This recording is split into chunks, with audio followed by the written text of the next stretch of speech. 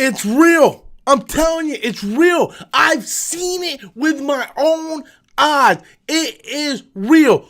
R-E-A-L. Real.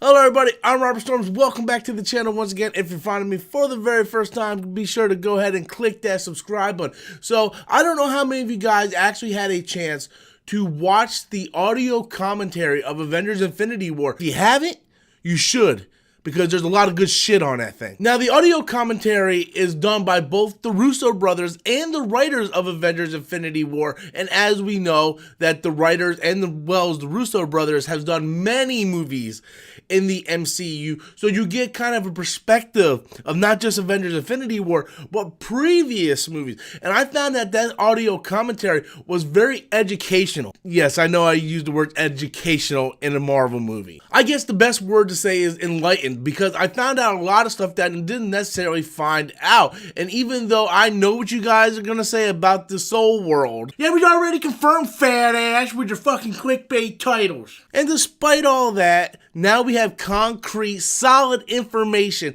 coming right out of the Russo brothers' mouth in the audio commentary that Thanos does visit the Soul World and sees young Gamora for the last time at the end of the movie. So that yellow orangey place, that plane, that is Soul World. So let's start speculating. If that is confirmed to be Soul World, isn't that where everybody else is going to be after the snap? Because we see everybody get dusted, and we know these people aren't gonna die, guys. There's no way they're killing Black Panther after his movie made $1 bajillion. Bajillion. Yes, that's a real number, guys. Look it up. Yeah, but we know they're not going to kill Black Panther and Spider-Man. Those are the two characters we know right off the bat they're not going to kill. Everybody else, I would say, is fair game, but if you look at the characters that were actually dusted at the end of Avengers Infinity War, those are all the characters that are still pretty early on in their contracts. Unlike the characters that survived, like Steve Rogers, Tony Stark, those characters that we all know, their contracts are expiring. Okay, so they're the ones, it's probably the ones that should have got dusted, but they didn't, because you know why? Because the people that got dusted aren't dead. Yeah, of course, Rob, they're not dead. We're not fucking stupid. We read comics, you fucking jackhole. But pump the brakes, guys, because believe it or not, there are people that watch these movies that aren't fans of the comic books. Yes, me, you, we probably knew they weren't dead, but you would be surprised how many people I talk to at my day job or on the street that are not huge fans of comic books, but love Avengers Infinity War and was devastated when they found out all these characters supposedly died. They actually think these characters are dead.